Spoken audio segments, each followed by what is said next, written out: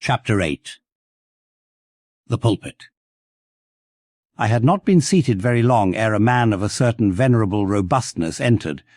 Immediately, as the storm-pelted door flew back upon admitting him, a quick, regardful eyeing of him by all the congregation sufficiently attested that this fine old man was the chaplain. Yes, it was the famous Father Mapple, so called by the whalemen, among whom he was a very great favourite. He had been a sailor and a harpooneer in his youth, but for many years past had dedicated his life to the ministry. At the time I now write of, Father Mapple was in the hardy winter of a healthy old age, that sort of old age which seems merging into a second flowering youth, for among all the fissures of his wrinkles there shone certain mild gleams of a newly developing bloom, the spring verdure peeping forth even beneath February's snow. No one having previously heard his history could for the first time behold Father Mapple without the utmost interest, because there were certain engrafted clerical peculiarities about him, imputable to that adventurous maritime life he had led. When he entered, I observed that he carried no umbrella, and certainly had not come in his carriage, for his tarpaulin hat ran down with melting sleet, and his great pilot-cloth jacket seemed almost to drag him to the floor with the weight of the water it had absorbed.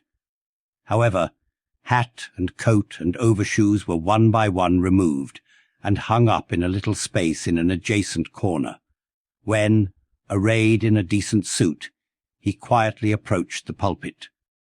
Like most old-fashioned pulpits, it was a very lofty one, and since a regular stairs to such a height would, by its long angle with the floor, seriously contract the already small area of the chapel, the architect, it seemed, had acted upon the hint of Father Mapple, and finished the pulpit without a stairs, substituting a perpendicular side-ladder like those used in mounting a ship from a boat at sea. The wife of a whaling captain had provided the chapel with a handsome pair of red worsted man-ropes for this ladder, which, being itself nicely headed and stained with a mahogany colour, the whole contrivance, considering what manner of chapel it was, seemed by no means in bad taste. Halting for an instant at the foot of the ladder, and with both hands grasping the ornamental knobs of the man-ropes, Father Mapple cast a look upwards, and then, with a truly sailor-like but still reverential dexterity, hand over hand, mounted the steps as if ascending the main top of his vessel. The perpendicular parts of this side ladder, as is usually the case with swinging ones, were of cloth-covered rope, only the rounds were of wood, so that at every step there was a joint. At my first glimpse of the pulpit, it had not escaped me that, however convenient for a ship, these joints in the present instance seemed unnecessary. For I was not prepared to see Father Mapple, after gaining the height, slowly turn round, and stooping over the pulpit, deliberately drag up the ladder step by step, till the whole was deposited within, leaving him impregnable in his little Quebec. I pondered some time without fully comprehending the reason for this. Father Mapple enjoyed such a wide reputation for sincerity and sanctity that I could not suspect him of courting notoriety by any mere tricks of the stage. No, thought I, there must be some sober reason for this thing. Furthermore, it must symbolize something unseen. Can it be, then, that by that act of physical isolation he signifies his spiritual withdrawal for the time from all outward worldly ties and connections? Yes, for replenished with the meat and wine of the Word, to the faithful man of God, this pulpit, I see, is a self-containing stronghold, a lofty Ehrenbreitstein, with a perennial well of water within the walls. But the side-ladder was not the only strange feature of the place, borrowed from the chaplain's former seafarings.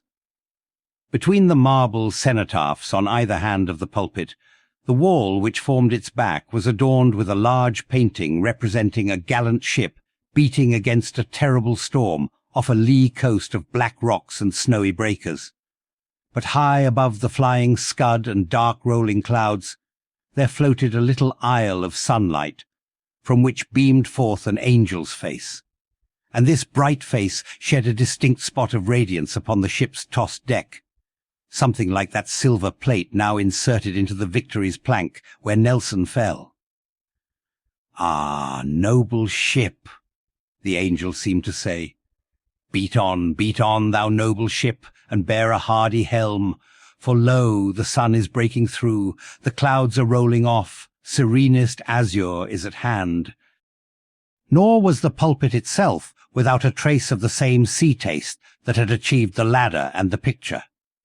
Its panelled front was in the likeness of a ship's bluff bows, and the Holy Bible rested on a projecting piece of scroll-work fashioned after a ship's fiddle-headed beak. What could be more full of meaning? For the pulpit is ever this earth's foremost part. All the rest comes in its rear. The pulpit leads the world. From thence it is the storm of God's quick wrath is first descried, and the bow must bear the earliest brunt.